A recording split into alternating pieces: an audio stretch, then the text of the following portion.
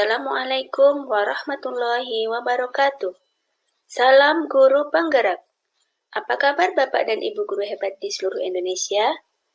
Perkenalkan, nama saya Nur Hayati, guru SMA Negeri 1 Punggur, Kecamatan Punggur, Kabupaten Lampung Tengah. Izinkan saya dalam video kali ini untuk memaparkan hasil aksi nyata saya modul 1.4 Budaya Positif. Sebelumnya izinkan saya untuk memperkenalkan Ibu Suharni MPD selaku fasilitator dan Ibu Karisma Ganda Megasari selaku pengajar praktek saya. Berikut adalah rancangan tindakan aksi nyata yang saya lakukan. Kita awali dari latar belakang. Menurut Ki Hajar Dewantara, peran pendidik diibaratkan sebagai seorang petani atau tukang kebun yang tugasnya adalah merawat sesuai kebutuhan dari tanaman-tanamannya itu agar tumbuh dan berbuah dengan baik. Tentu saja, berbeda jenis tanaman akan berbeda pula perlakuannya. Artinya bahwa kita sebagai seorang pendidik harus bisa melayani segala bentuk kebutuhan metode belajar siswa yang berbeda-beda dan berorientasi kepada anak didik. Kita harus bisa memberikan kebebasan kepada anak untuk mengembangkan ide, berpikir kreatif, mengembangkan bakat dan minatnya siswa, sehingga mereka mendapatkan kemerdekaan dalam belajarnya. Tetapi kebebasan itu bukan berarti kebebasan mutlak. Perlu adanya tuntunan dan arahan dari guru, supaya anak didik tidak kehilangan arah dan membahayakan dirinya. Membangun karakter murid dapat dilakukan dengan pembiasaan disiplin positif. Pemberian hukuman ataupun penghargaan selama ini dianggap sebagai bentuk pembelajaran disiplin bagi murid. Mungkin pada saat murid mendapatkan hukuman atau penghargaan, murid akan bertindak atau bersikap seperti yang kita harapkan. Tetapi ternyata hal itu hanya bersifat sementara, karena motivasi dalam melakukannya berasal dari luar dirinya atau berasal dari motivasi eksternal. Pemberian hukuman atau penghargaan juga dapat mendorong murid untuk berbohong supaya terhindar dari kehukuman. Cara yang tepat untuk menanamkan budaya positif di sekolah yaitu dengan menerapkan disiplin positif dalam pembelajaran di kelas dan di sekolah, dan menerapkan segitiga restitusi terhadap murid yang melakukan pelanggaran. Dengan restitusi, murid dapat menyadari kesalahannya dan mencari solusi dari kesalahannya secara mandiri, sehingga murid dapat kembali kepada kelompoknya dengan karakter yang lebih kuat. Adapun tujuan aksi nyata yang saya lakukan adalah dengan menyusun keyakinan kelas bersama murid, diharapkan dapat memberikan kesadaran untuk melaksanakan keyakinan kelas tersebut, sehingga tercipta disiplin positif di sekolah. Adanya disiplin positif akan membentuk karakter yang baik dan mewujudkan merdeka belajar bagi murid.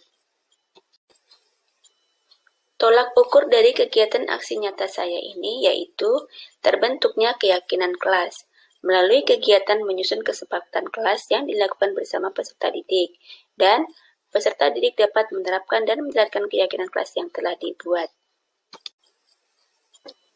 Selanjutnya adalah lini masa tindakan atau langkah-langkah tindakan yang akan dilakukan.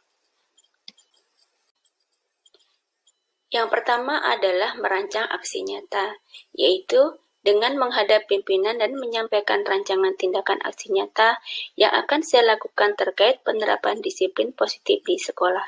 Kemudian, dilanjutkan dengan berkolaborasi dengan sesama rekan guru untuk melaksanakan aksi nyata. Langkah selanjutnya adalah membuat keyakinan kelas. Bersama-sama dengan murid menyepakati nilai-nilai universal untuk dijadikan keyakinan kelas. Murid mendiskusikannya bersama teman-temannya, kemudian memilih nilai kebajikan yang akan ditumbuhkan di dalam kelas dan menempelkan pada tempat yang telah disediakan.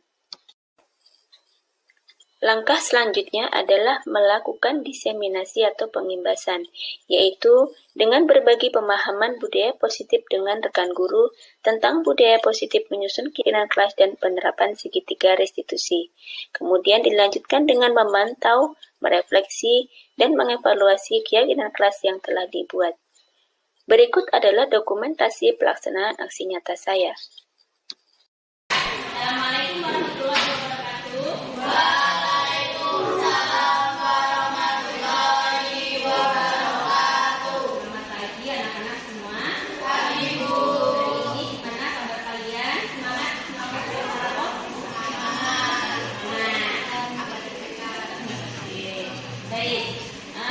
sebelum kita masuki masa liburan, untuk persiapan semester yang akan datang, kita akan membuat keyakinan kelas ya.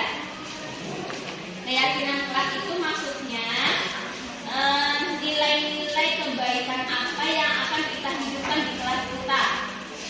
Nilai-nilai positif yang akan kita hidupkan di kelas kita ini, supaya kelas kita ini setiap siswanya dan kita semua punya tanggung jawab, punya rasa memiliki, kemudian punya motivasi yang kuat untuk kelas ini tetap baik berjalannya.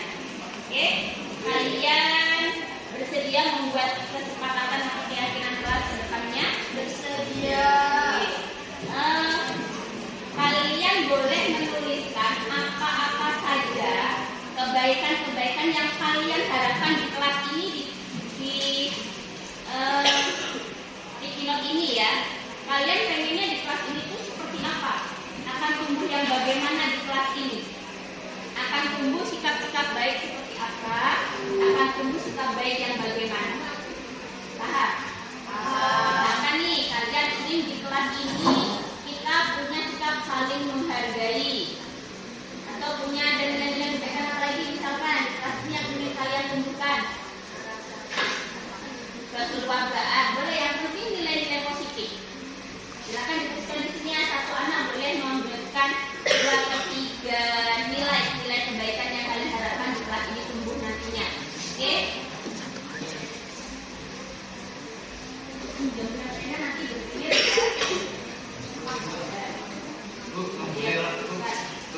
Pembelian ini termasuk beda. Aku lupa.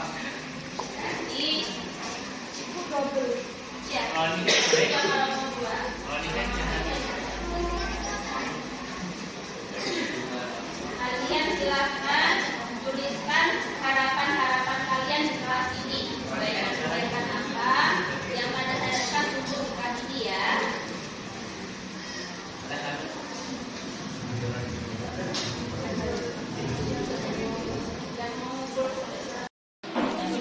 Ya anak-anak semua, tadi kalian sudah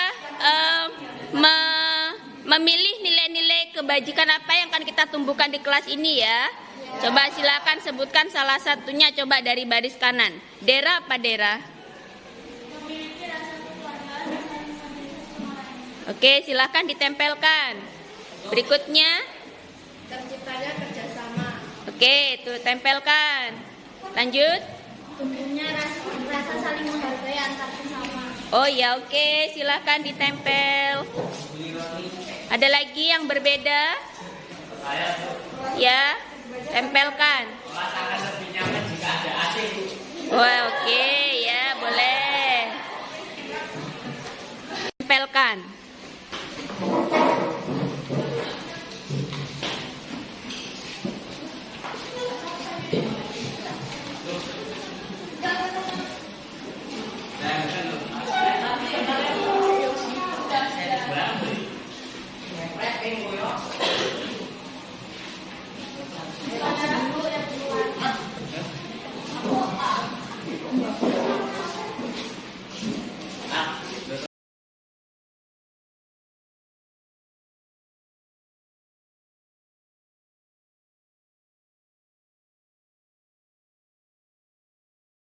Bidang kesiswaan, bidang humas dan bidang sarana prasarana SMA 1 Punggur, Bapak dan Ibu guru, tenaga pendidik SMA 1 Punggur, guru-guru hebat yang saya banggakan. Izinkan saya untuk menyampaikan presentasi berbagi praktik baik. Sebenarnya belum baik-baik amat ya, tapi ini salah satu dari aksi yang harus saya lakukan sebagai salah satu syarat untuk menyelesaikan modul 1.1 modul 1.4 pendidikan guru penggerak angkatan 7. Jalan-jalan untuk rekreasi. Minta cakepnya ya Bapak Ibu. Saya ulangi, cakepnya terlambat. Jalan-jalan untuk rekreasi. Pak Ahmad memakai dasi. Ganteng. Izinkan saya menyampaikan presentasi. Semoga dapat menginspirasi. Cakep. Terima kasih. Ya, tepuk. Baik Bapak Ibu, tadi sudah disampaikan. Jadi apa yang akan saya presentasikan ini ada kaitannya juga dengan disiplin positif yang harus kita tumbuhkan di sekolah. Karena memang inti dari budaya positif itu adalah disiplin positif. Baik Bapak Ibu, saya mohon waktunya. Sebenarnya saya tadi minta waktunya 60 menit. Tapi nanti Bapak Ibu mohon kesediaannya, saya serahkan kepada Bapak Ibu saat akan menyediakan waktunya sampai berapa menit. Yang penting saya presentasi tetap divideokan. Baik Bapak Ibu sekalian, latar belakang saya melakukan aksi nyata ini adalah presentasi ini dalam rangka melaksanakan salah satu peran calon guru penggerak dalam mendiseminasikan penerapan budaya positif di kelas dan di sekolah yang telah dilaksanakan. Jadi aksi nyata ini saya lakukan sebagai bukti bahwa saya telah melakukan aksi nyata di kelas dan di sekolah sebagai salah satu penerapan visi guru penggerak. Tujuan dari kegiatan kita pada hari ini yang pertama adalah agar saya sebagai guru penggerak dan Bapak Ibu sebagai audiens memahami pentingnya mengetahui kebutuhan belajar dan lingkungan yang memfasilitasi seluruh individu di sekolah agar dapat meningkatkan kompetensinya secara aman dan nyaman. Jadi garis bawahnya di aman dan nyaman. Jadi kita nanti bisa memahami apa maksud dari penerapan budaya positif di sekolah, yaitu untuk supaya guru dan peserta didik dapat melaksanakan atau meningkatkan kompetensinya secara aman dan nyaman. Kemudian yang kedua, tadi sudah disinggung juga, menggerakkan komunitas sekolah untuk bersama-sama mengembangkan dan mewujudkan visi sekolah yang berpihak pada murid dan berlandaskan nilai-nilai kebajikan universal. Jadi visi sekolah kita ini adalah nilai-nilai kebajikan universal yang telah kita sepakati bersama yang harus kita wujudkan. Jadi kita harus mau bergerak sebagai komunitas belajar, komunitas sekolah untuk mewujudkan visi tersebut. Bapak Ibu sekalian, ini sebagai pengantar sedikit ya. Filosofi pendidikan Ki Hajar Dewantara itu ada, sebenarnya ini sudah lama, makanya dulu ada jargonnya takwa, cerdas, terampil ya. Zaman dulu itu kan takwa, cerdas, terampil. Ya sebenarnya terus ingarso, sungtulodo, ingmadio, mangunkarso, tuturi, handayani. Sebenarnya filosofi pendidikan di Indonesia itu digali dari pemikiran dari filosofi pendidikan Ki Hajar Dewantara. Ada 5 filosofi pendidikan Ki Hajar Dewantara yang harus kita tumbuhkan di sekolah, tapi intinya adalah berpusat pada murid. Jadi bagaimana pendidikan itu harus mengajar dan mendidik. Jadi bukan hanya mengajar. Menuntun pada budi pekerti. Budi pekerti itu dalam artian memiliki daya, budidaya dan akal pikir. Kemudian karakter yang baik. Dan mengajar, mendidik itu harus sesuai dengan kodrat alam dan kodrat zamannya anak kita sekarang. Jadi kodrat alamnya seperti apa yang melatar belakangi anak kita berperilaku baik atau berperilaku buruk. Kemudian zaman mereka yang seperti sekarang di abad digital 21 ya, kita harus bisa dalam pembelajaran berarti mengakomodir kecakapan abad 21 sehingga anak-anak kita nanti mampu menghadapi tantangan zamannya. Dan yang paling penting adalah pendidikan itu harus memerdekakan. Maksudnya memerdekakan itu anak mendapatkan kebahagiaan lahir dan batinnya setelah mereka melaksanakan pembelajaran. Anak-anak bahagia enggak dengan pembelajaran yang kita lakukan? Anak-anak senang tidak? Anak-anak itu merasakan mendapatkan manfaat tidak dari pembelajarannya? Jadi itu yang dimaksud dengan memerdekakan, sehingga apa yang dilakukan itu atas kehendaknya sendiri, bukan karena atas tekanan atau paksaan orang lain. Dan yang paling penting adalah pendidikan itu harus berpihak, berpusat kepada murid. Jadi bukan pada kita, bukan pada guru. Orientasinya bukan guru cukup jam sertifikasi, guru cukup jam pelajarannya, tidak, tapi orientasinya adalah harus berpusat kepada murid. Lalu peran kita bagaimana? Peran kita sebagai guru untuk mewujudkan filosofi pendidikan Ki Hajar Dewantara itu adalah dengan menerapkan trilogi pendidikan yang dibangun oleh Ki Hajar Dewantara, yaitu Ing Ngarso Sumtulodo, Ing Mantio Mangunkarso, dan Tuturi Handa Yani. Yang ini harus kita terapkan untuk mewujudkan terwujudnya nilai-nilai kebajikan universal yang disepakati, yaitu profil pelajar Pancasila. Jadi ini adalah inti dari penerapan implementasi kurikulum Merdeka, yaitu penerapan nilai-nilai kebajikan universal yang merujuk pada profil pelajar Pancasila. Nah, Bapak Ibu, sebelum saya lanjutkan, kita ini sebentar ya. Bapak Ibu, dulu waktu sekolah SD, SMP, SMA pernah nggak ada yang dihukum? Ada yang pernah dihukum?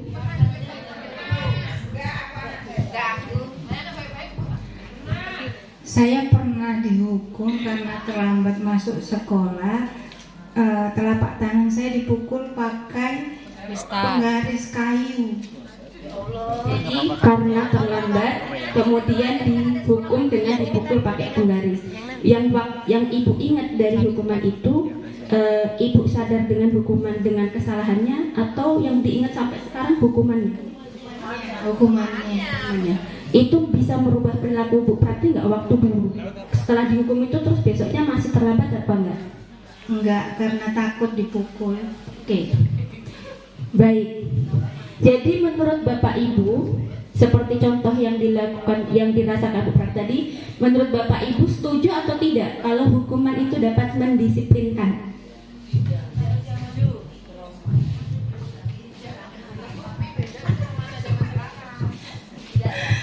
Tidak, yang ada trauma.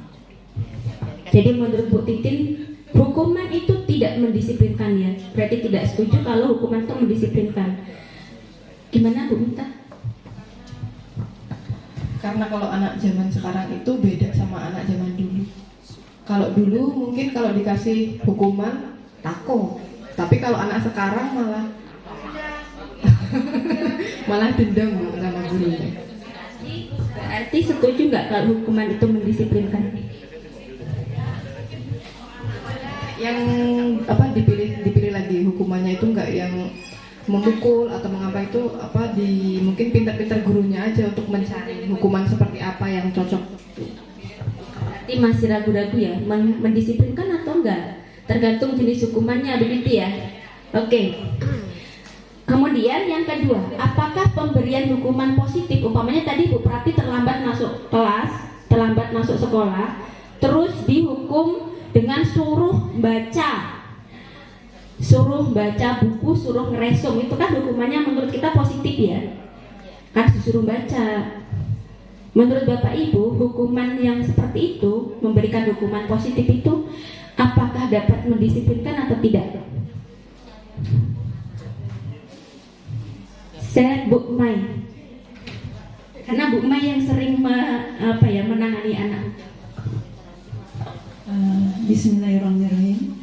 Menurut saya, kalau seorang guru memberikan hukuman secara seperti yang tadi Bu Nur beritahu, bahwa guru menyuruh siswa untuk membaca, itu malah lebih bagus daripada yang diberitahukan oleh Bu Suprati tadi. Contohkan oleh Bu Suprati, di mana guru itu memberikan hukuman secara fisik.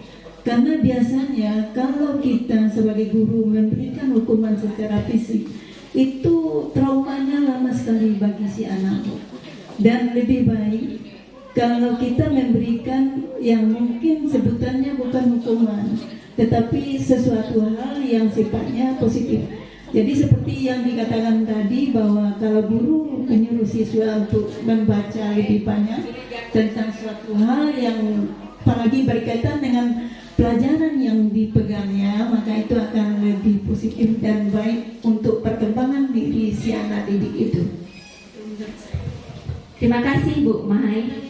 Ya, jadi menurut Bu Mai, hukuman positif itu bisa mendisiplinkan ya. Baik Bapak Ibu sekalian, tadi yang disampaikan oleh Bu Prati, Bu Mai, dalam ilusi kita, hukuman yang sudah kita terapkan tadi seolah-olah bisa mendisiplinkan. Jadi kita mengenal kata istilah konsekuensi, ada hukuman ya. Ada hukuman, ada konsekuensi. Jadi hukuman itu memberikan sanksi yang tidak relevan dengan kesalahan yang dia lakukan. Bu Prati tadi kan terlambat, relevan nggak dengan diketok tangannya pakai penggaris? Nah, tidak ada relevansinya. Nah, itu namanya hukuman. Kalau konsekuensi itu memberikan sanksi yang relevan dengan kesalahan yang dia lakukan, sehingga memiliki urgensi yang positif. Nah, kita sebagai guru nanti harus bisa menerapkan budaya positif seperti ini. Jadi tidak menghukum siswa yang tidak relevan dengan apa yang dia lakukan. Karena sebenarnya hukuman ini adalah ilusi. Jadi ini perubahan paradigma yang akan kita angkat ya, perubahan paradigma bahwa hukuman itu bisa mendisiplinkan atau tidak. Ternyata hukuman menurut kita bisa mendisiplinkan itu hanya ilusi, bahwa kita merasa kita sudah mampu menguasai siswa, mampu mengontrol murid, bahwa kritik yang kita sampaikan kepada siswa itu dapat membangun atau menguatkan karakternya. Itu sebenarnya hanya ilusi kita, hanya seolah-olah oh ini karena saya kasih hukuman nih dia jadi disiplin. Oh ini karena saya kasih reward, saya kasih penghargaan nih dia jadi disiplin. Itu hanya ilusi, karena sebenarnya anak-anak kita itu memiliki kontrol dan memiliki pilihan sendiri dalam hidupnya. Sekarang kita akan praktek ya. Bapak Ibu, coba Bapak Ibu bayangkan. Bapak Ibu, saya harap untuk bisa berkolaborasi dengan teman yang lain ya, atau bisa membayangkan sendiri. Bapak Ibu coba seolah-olah Bapak Ibu sedang menggenggam sesuatu yang berharga. Jadi dibayangkan di tangan Bapak Ibu, kanan atau kiri boleh, itu ada barang, sesuatu, benda atau hal yang sangat bernilai yang akan Bapak Ibu pertahankan dengan sekuat tenaga. Coba Bapak Ibu bayangkan, atau Bapak Ibu bisa praktek langsung. Jadi dengan kepalan tangan disimpan ini, saya punya ini. Saya mau mempertahankan atau tidak.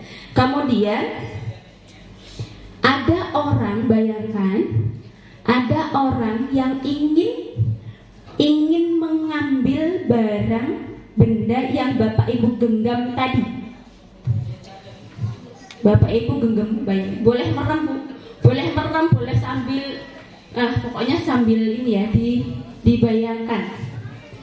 Atau Bapak Ibu bisa praktek langsung dengan teman sebelahnya. Digenggam, sudah? Seolah-olah ada yang mau merebut. Sudah?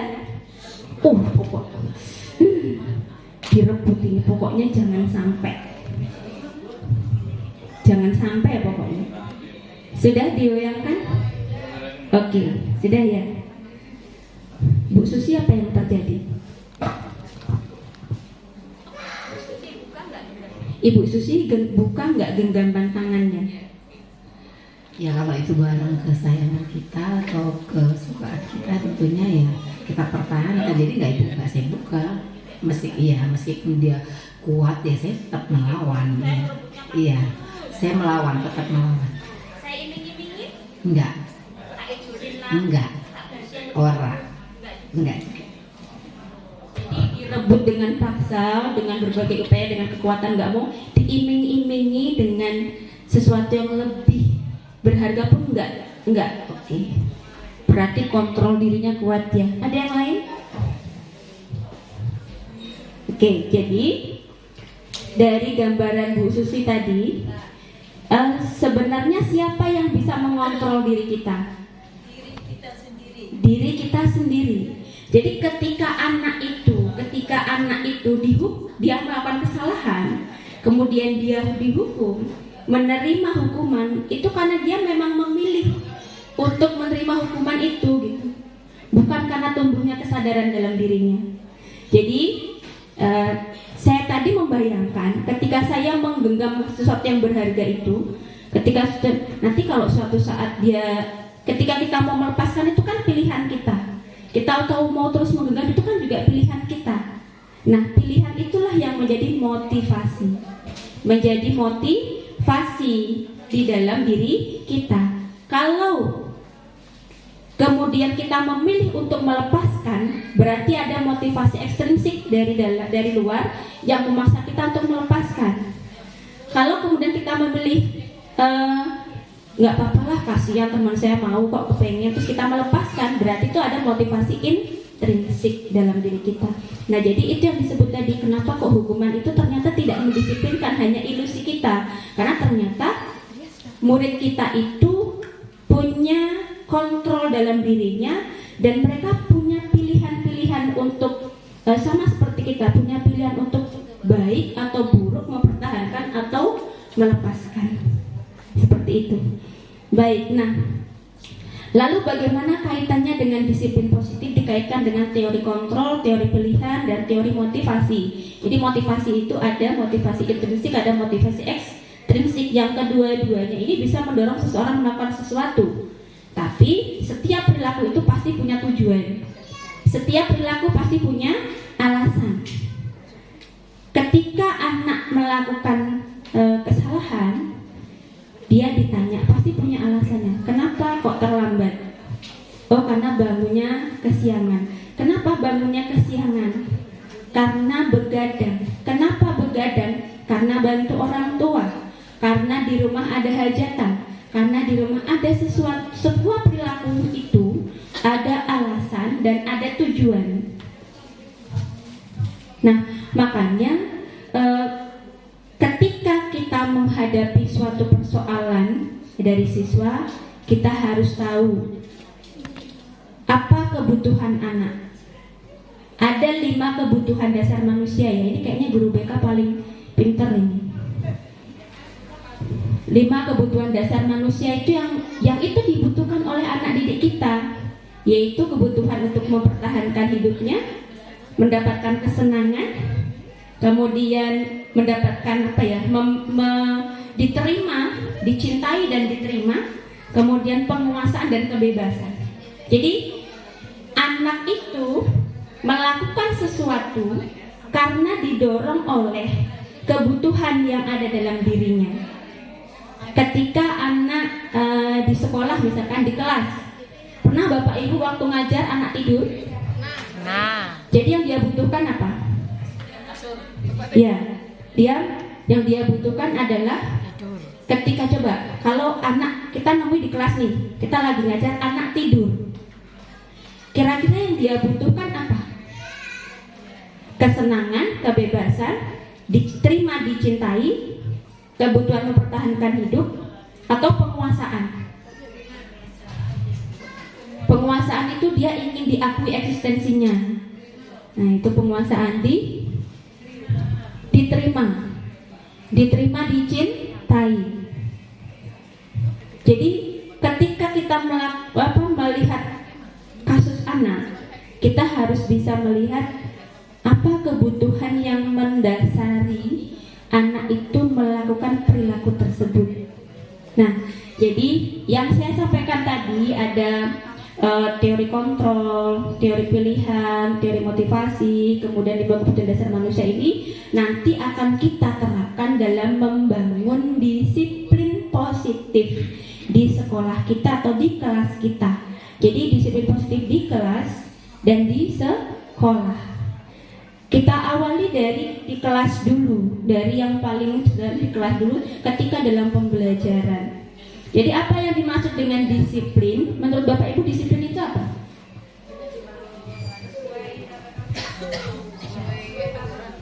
Ya, mayoritas jawabnya disiplin itu melaksanakan, menyesuaikan dengan peraturan, sesuai peraturan, mentaati peraturan. Kayaknya sama ya, Bu Zulhana juga gitu ya. Menurut Bu Zulhana disiplin itu apa? Sama ya. Jadi mayoritas kita mengartikan disiplin itu seperti itu. Makanya ketika anak nggak pakai sepatu warna hitam, Bu, itu nggak disiplin. Ketika anak tidak memakai atribut yang lengkap, oh itu tidak disiplin. Padahal disiplin itu pengertiannya ini. Menurut Plato dan Socrates, disiplin itu berasal dari bahasa Latin disciplina yang artinya belajar. Belajar itu berarti melakukan perubahan dari yang tidak tahu menjadi tahu, tidak bisa menjadi bisa, dari yang buruk menjadi baik. Bapak Ibu, ternyata pengertian disiplin itu adalah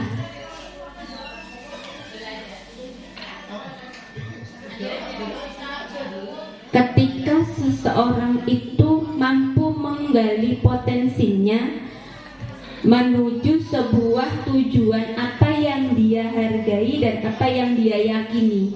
Jadi disiplin itu sebenarnya adalah kesadaran dalam diri seseorang untuk melakukan hal-hal yang dia yakini, yang dia hargai, dan nilai-nilai itu disebut, keyakinan itu disebut nilai-nilai kebajikan yang universal. Nah, apa itu nilai-nilai kebajikan yang universal? Nilai-nilai kebajikan yang universal ini bisa digali dari nilai-nilai religius ya. Kita sebagai umat beragama pasti punya nilai-nilai kebajikan yang bersumber dari kitab suci atau ajaran agama kita, atau bisa diambil dari nilai-nilai kebajikan yang disepakati, seperti misalkan nilai kebajikan yang disepakati dalam visi sekolah, atau nilai-nilai kebajikan yang kita gali dari hal-hal yang lain, dari adat istiadat budaya. Nah, karena kita berada di institusi pendidikan, maka nilai-nilai kebajikan universal yang disepakati untuk mengimplementasikan kurikulum merdeka itu adalah nilai-nilai kebajikan yang disebut dengan profil pelajar Pancasila. Jadi yaitu apa aja? Ada yang hafal, Bu? Bapak Ibu? Profil pelajar Pancasila. Yang pertama apa? Beriman, bertakwa kepada Tuhan yang Maha Esa dan berakhlak mulia. Ya, kemudian mandiri, bernalar, kritis, berkebinekaan global, gotong royong, dan kreatif. Oke. Nah, ini nilai-nilai kebajikan universal yang dikuatkan di profil pelajar Pancasila, yang ini harus menjadi ruh bagi kita sebagai pendidik, menjadi nyawa kita sebagai pendidik dalam mengimplementasikan pembelajaran kepada para peserta didik, yang bisa diterapkan di pembelajaran atau di dalam budaya sekolah.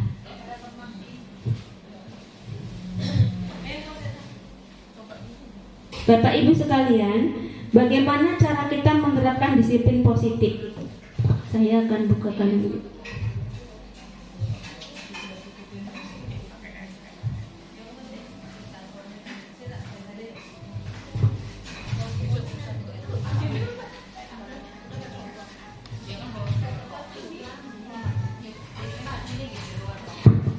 Nah, Bapak Ibu sekalian, tadi ketika kita menerapkan hukuman kepada peserta didik, kan kita ada mengenal istilah reward, ada punishment ya. Nah, Bapak Ibu ketika kemarin membagikan rapot, ada peringkat di kelas? Tidak. Kenapa kok tidak?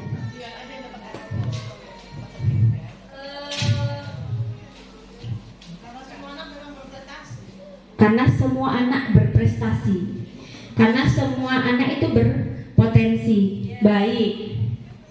Jadi bagaimana kita menghargai, mengapresiasi prestasi siswa? caranya? Bu. Baik. Bagaimana cara kita dihukum nggak boleh, dikasih penghargaan ya salah. Jadi bagaimana cara kita menghargai, mengapresiasi perilaku baik siswa, prestasi siswa, yaitu dengan cara-cara yang spesifik seperti ini. Jadi salah satu budaya positif yang harus kita terapkan adalah memberikan apresiasi, pengakuan terhadap prestasi siswa, karakter baik siswa itu dengan cara-cara yang khusus, bersifat pribadi. Bisa dibayangkan ya Bapak Ibu, bersifat khusus, secara pribadi, konsisten, dan fokus pada prestasi atau karakter baik yang dia tunjukkan. Nah, jadi misalkan ada anak terlambat sekolah, terlambat masuk kelas ya, bukan terlambat sekolah, masuk kelas terlambat. Kan kita tanya, nak, kenapa kok terlambat masuk kelas? Ini Bu, tadi saya mampir ke kantin Bu, karena belum sarapan perut saya sakit, itu alasannya. Tapi tadi masuk sekolahnya terlambat enggak? Enggak Bu, saya enggak terlambat. Nah itu bagus. Nah ini yang harus kita kuatkan. Jadi anak itu pada prosesnya dia tahu, oh ternyata saya punya karakter positif. Jadi kita tidak membuat anak itu merasa terhukum. Jadi cara kita mengapresiasi anak yang memiliki karakter baik atau berprestasi dengan cara-cara yang khusus. Kemudian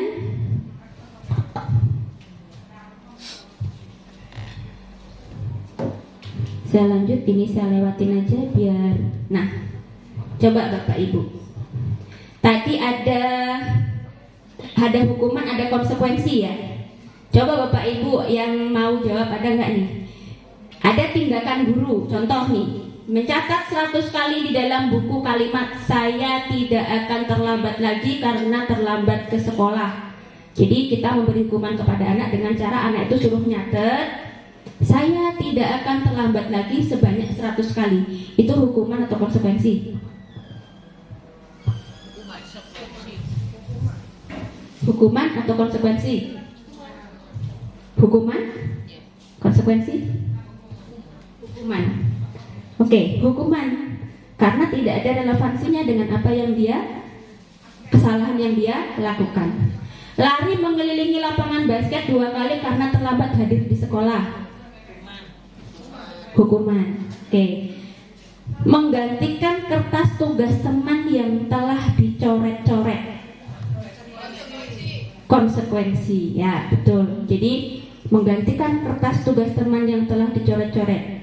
Konsekuensi, karena kenapa? Ya, yang kita sanksi, yang kita berikan relevan dengan kesalahan yang dia lakukan. Membersihkan tumpahan air di meja tulis karena tersenggol pada saat belajar. Konsekuensi. Nah, ini contoh-contoh penerapan disiplin positif di kelas, di sekolah. Itu hari-hari kita temui ya Bapak Ibu. Hari-hari kita temui ya. Oke. Berikutnya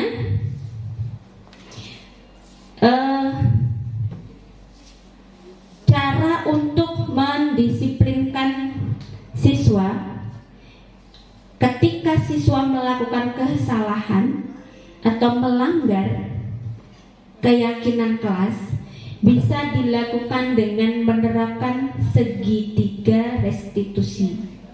Segitiga restitusi. Restitusi itu apa? Restitusi itu proses menciptakan kondisi bagi murid untuk memperbaiki kesalahan mereka. Jadi proses supaya si murid ini dapat memperbaiki kesalahan mereka. Jadi dia tidak cuma tahu salahnya, tapi dia bisa memperbaiki kesalahannya sehingga mereka bisa kembali pada kelompok mereka dengan karakter yang lebih kuat. Nah, saya sudah mempraktekkan. Jadi di segitiga restitusi itu ada tahapannya. Bapak Ibu sudah pernah mendengar istilah ini? Segitiga restitusi? Saya juga selama jadi guru ya tambah Bu. baru ini tahu namanya segitiga restitusi. Jadi disiplin positif itu bisa kita terapkan dengan cara menerapkan konsekuensi dan restitusi. Konsekuensi itu bisa kita buat dengan membuat keyakinan kelas. Bapak Ibu pasti di kelasnya sudah membuat kesepakatan kelas ya? Ada ya kesepakatan kelas? Nah, contoh coba saya minta kasih contoh satu. Kesepakatan kelas di kelas Bapak Ibu apa salah satunya misalkan? Apa?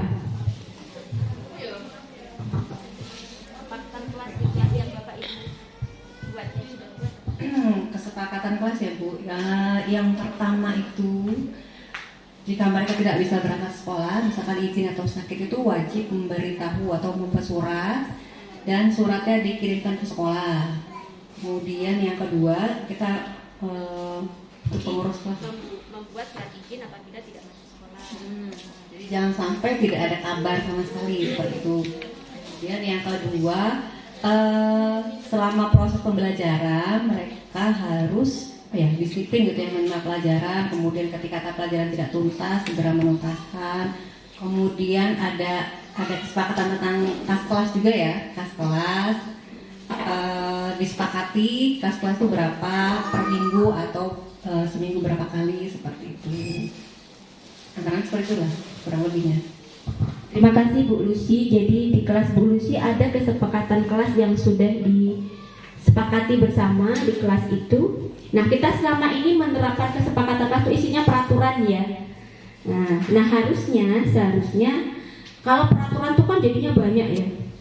Jadinya misalkan nih, jadi peraturan itu kan bisa detail ya, banyak gitu. Nah, sekarang kita buat semakin dibuat supaya nggak terlalu banyak. Jadi dibuat kita ambil filosofinya, kita ambil garis besarnya, kita ambil nilai-nilai kebajikan universalnya yang global, kemudian nanti kita turunkan. Turunannya nggak usah ditulis, tidak usah ditempel di kelas. Misalkan tadi membuat surat izin setiap kali tidak masuk, itu berarti nilai kebajikan yang dibangun apa di situ? Disiplin. Nah, jadi taruh aja di situ keyakinan kelas, disiplin. Disiplin itu berarti macam-macam kan? Terus apa tadi? Ada uang kas. Uang kas itu berarti nilai kebajikan yang dibangun apa? Kebersamaan gitu ya, gotong royong ya. Nah, seperti itu. Nah, jadi keyakinan kelas yang dibuat itu berisi nilai-nilai kebajikan universal yang nanti kalau diturunkan tuh jadi banyak nilai-nilai yang ada di dalamnya. Nah, saya sudah mempraktekkan bagaimana membuat keyakinan kelas saya. Tapi ini belum sempurna ya, karena saya melakukannya di sela-sela waktu sebelum pembagian rapat. Jadi kesepakatan kelas ini saya buat untuk menghadapi pembelajaran di semester genap. Bentar saya buka videonya dulu.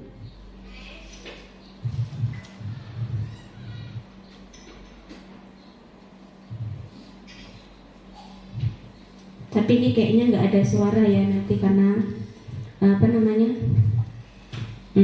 nanti saya jelaskan aja prosesnya bagaimana. Bukan yang ini berarti.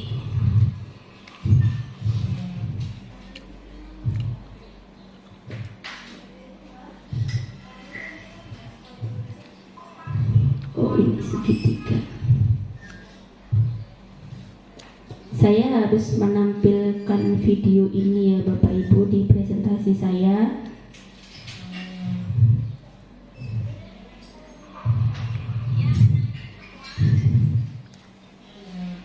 Kok nggak urutan ya?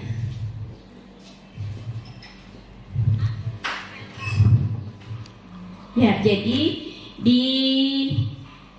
ketika kita membuat kesepakatan kelas, anak-anak diminta untuk menggali sendiri nilai-nilai kebajikan apa yang ingin dia tumbuhkan di kelas itu. Jadi kemarin itu saya kasih mereka sticky note, mereka milih banyak macam-macam. Ternyata mereka punya prakarsa masing-masing. Ada yang ingin di kelas itu tumbuh kreativitas, memanfaatkan pojok literasi, kemudian saling menghargai, solidaritas dan sebagainya. Nah, itu kita gali dari nilai-nilai kebajikan yang anak yakini sendiri. Kemudian nanti kita jadikan sebagai keyakinan kelas.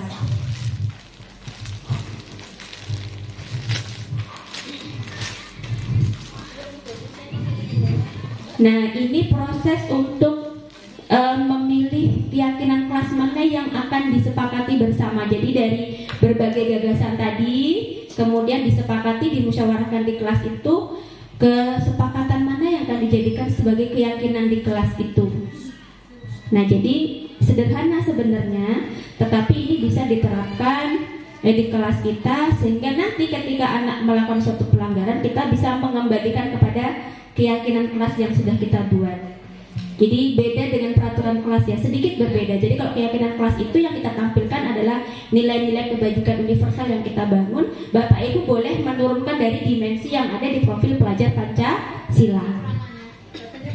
Kemudian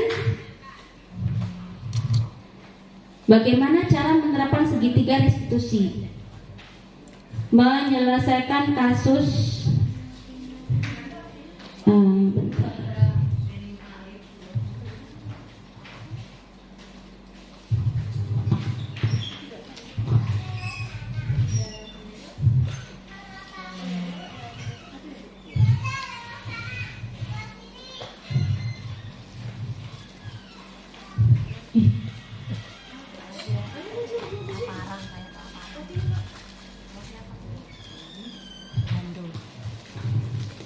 Penerapan segitiga restitusi itu, nah ini segitiga restitusi yang saya maksudkan ya, kegedean ya. Jadi segitiga restitusi langkah-langkah dalam menyelesaikan masalah anak. Ada 3 langkah, ini harus diurutkan. Sebenarnya mungkin selama ini Bapak Ibu sudah melakukan, tapi belum berurutan atau salah satu terlewati, atau bahkan belum tahu kalau itu sebenarnya adalah restitusi. Jadi bagaimana penerapannya? Segitiga restitusi itu berawal dari misalkan ada anak, maka yang pertama dilakukan adalah menstabilkan identitas dulu. Menstabilkan identitas itu berarti menstabilkan identitas itu berarti ketika anak melakukan kesalahan, kita buat supaya anak itu netral dulu posisinya. Netral itu maksudnya dia tidak merasa disalahkan, dan dia juga sudah merasa bahwa oh saya ini salah tapi saya nggak apa-apa kok, sama guru nggak diapa-apain gitu ya. Jadi menstabilkan identitas dulu. Jadi bagaimana cara kita menstabilkan identitas anak? Itu dengan kalimat-kalimat. Yang pertama, setiap orang itu pasti pernah melakukan kesalahan. Ini kalimat yang bisa digunakan untuk menstabilkan identitas anak. Jadi ketika anak melakukan kesalahan, kenapa kok terlambat? Tadi terlambat sekolah ya? Iya Bu, saya terlambat. Oh nggak apa-apa, setiap orang pasti pernah kok melakukan kesalahan. Kalimat ini harus dimunculkan ketika kita melakukan segitiga restitusi, karena semua orang pernah kok melakukan kesalahan. Ini namanya menstabilkan identitas. Kemudian kamu pasti punya alasan kenapa kok melakukan itu, validasi tindakan. Jadi langkah keduanya adalah validasi tindakan. Setelah menstabilkan identitasnya, kita validasi tindakan. Benar tidak tadi kamu terlambat sekolah? Iya Bu, benar. Kenapa? Alasannya dengan menempatkan posisi kontrol kita sebagai manajer atau sebagai pemantau. Sebagai manajer itu kita tidak menggunakan intonasi yang keras dan tegas, dan tidak menggunakan kalimat-kalimat yang dapat membuat siswa merasa bersalah atau merasa dihukum. Ini bisa berkonsultasi dengan guru BK ya, bagaimana menyusun kalimat-kalimat. Tapi ini sudah pas paten ya kalimat ini, karena ini sudah melalui penelitian, sudah diuji validitasnya. Jadi bisa menggunakan kalimat-kalimat ini. Kemudian untuk validasi tindakan kita juga bisa menggunakan cara gini. Ada nggak cara yang lebih efektif supaya kamu nggak terlambat lagi besok? Jadi setelah kita tahu alasannya, kemudian kita gali apakah dia punya cara untuk memperbaiki kesalahannya. Jadi restitusi itu untuk membuat siswa menyadari kesalahannya dan memiliki solusi bagaimana dia memperbaiki kesalahannya. Kemudian di langkah yang ketiga yaitu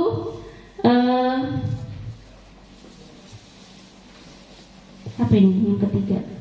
Gak jelas. Bentar. Yang ketiga adalah menanyakan keyakinan. Jadi kita tanya, kalau kamu melakukan kesalahan tadi terlambat sekolah, kira-kira nilai keyakinan kebajikan yang mana yang kamu langgar? Nilai kebajikan yang disepakati mana yang kamu langgar? Nah, ini untuk menanyakan keyakinan kepada peserta didik atau murid. Setelah dia melakukan kesalahan, kita validasi tindakannya, kemudian kita bangun supaya dia sadar kesalahannya dia itu di mana, kemudian punya langkah untuk memperbaiki kesalahannya. Ini saya ada contoh restitusi yang sudah pernah saya lakukan di kelas. Ini bukan ya?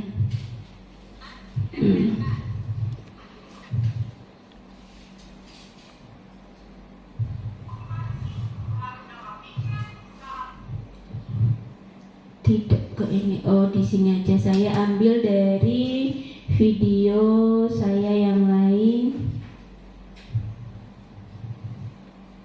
Demonstrasi kontekstual.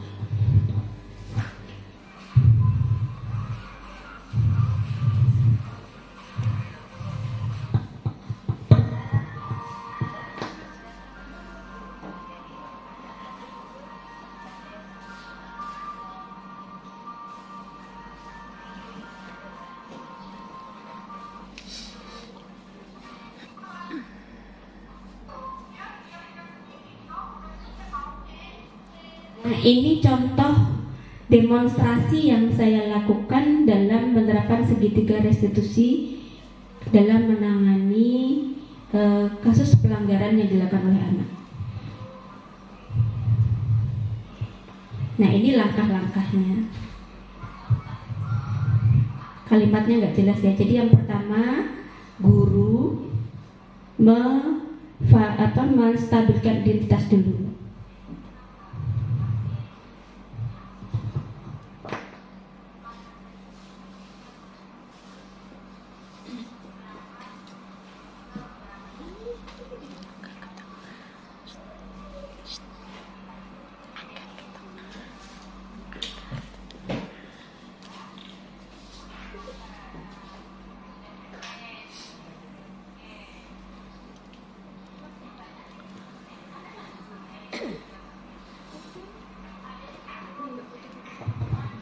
Nah, ini menstabilkan identitas, kemudian memvalidasi tindakan.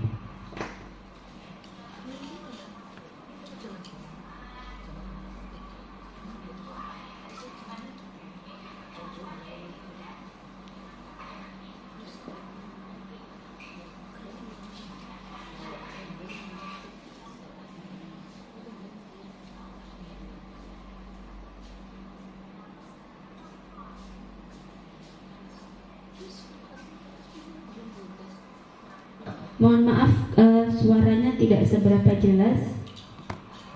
Nah, tapi Bapak Ibu bisa mempraktekannya nanti kita bisa saling sharing, berbagi bagaimana penerapan segitiga restitusi di kelas dan bagaimana mewujudkan atau membentuk keyakinan kelas di kelas kita yang kemudian nanti bisa kita kembangkan menjadi keyakinan sekolah untuk mewujudkan visi sekolah. Jadi kita punya visi yang punya nilai-nilai kebajikan universal yang sangat baik, yaitu bertakwa, berbudi pekerti luhur, berilmu berilmu, bertakwa, dan berbudi pekerti luhur dan berwawasan lingkungan ya. Ini nilai-nilai kebajikan universal yang kita sepakati bersama di sekolah, yang harus kita kembangkan, harus kita wujudkan sebagai seorang guru kepada peserta didik, sehingga yang berkembang bukan hanya gurunya tapi juga peserta didiknya. Baik Bapak Ibu, terima kasih atas perhatian dan supportnya kepada saya selama presentasi dan selama saya mengikuti program pendidikan guru penggerak. Mudah-mudahan berbagi praktek baik saya ini bisa bermanfaat bagi Bapak Ibu dan bisa kita terapkan bersama-sama di sekolah, sehingga impian kita menjadikan pendidikan yang berpihak kepada murid, yang memerdekakan murid, sehingga murid menjadi bahagia dan senang hati dalam melakukan pembelajaran, dalam mengikuti proses pembelajaran dapat kita wujudkan bersama. Sekali lagi terima kasih. Saya tutup dengan pantun. Mohon untuk dikasih cakepnya ya. Jalan-jalan untuk rekreasi. Cakep. Pak Ahmad memakai dasi. Ganteng. Demikian saya presentasi. Mudah-mudahan menginspirasi. Terima kasih. Terima kasih. Saya ucapkan terima kasih kepada Bapak Kepala Sekolah yang sudah meninggalkan ruangan, kepada Bapak Waka Kurikulum, Bapak Waka Kesiswaan, Ibu Waka Humas, dan Bapak Waka Sanada Prasarana, dan Bapak Ibu guru hebat semua di SMA 1 Punggur. Sekali lagi mohon maaf apabila ada kesalahan. Saya akhiri. Assalamualaikum warahmatullahi wabarakatuh. Waalaikumsalam warahmatullahi wabarakatuh. Guru bergerak, Indonesia maju. Terima kasih.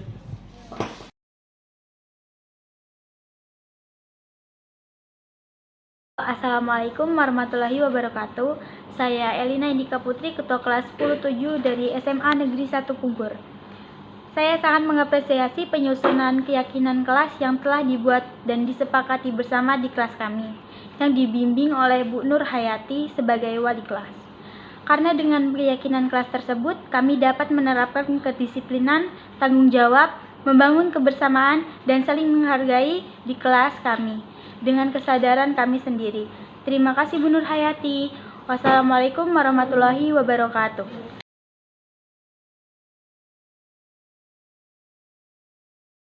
Assalamualaikum warahmatullahi wabarakatuh. Perkenalkan, nama saya Ibu Risa Fitriasari dari SMA Negeri 1 Punggur, mengajar guru biologi. Saya di sini sebagai teman sejawat Bu Nur Hayati ingin mengucapkan selamat kepada Bu Nur Hayati yang telah terpilih menjadi calon guru penggerak angkatan 7 tahun ini. Gambaran untuk Bu Nur Hayati di sekolah SMA 1 Punggur sangat menginspirasi teman-teman yang ada di SMA Negeri 1 Punggur.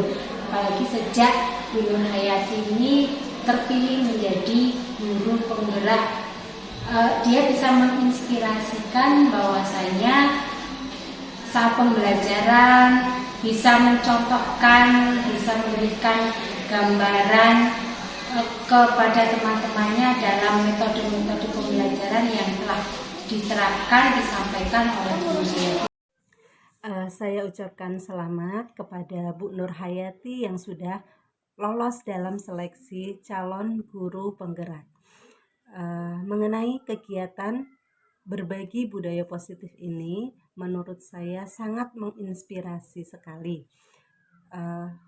Mudah-mudahan ini bisa menjadi motivasi bagi rekan-rekan guru untuk bisa mengikuti seleksi calon guru penggerak. Selain itu juga guru dapat menerapkan budaya positif ini di sekolah yang berpihak kepada peserta didik. Adapun bagi peserta didik sendiri, dengan adanya budaya berbagi budaya positif ini ya, diharapkan nantinya akan menumbuhkan disiplin dan juga karakter-karakter positif dalam diri mereka, sehingga nantinya akan dapat bermanfaat dalam kehidupan sehari-hari.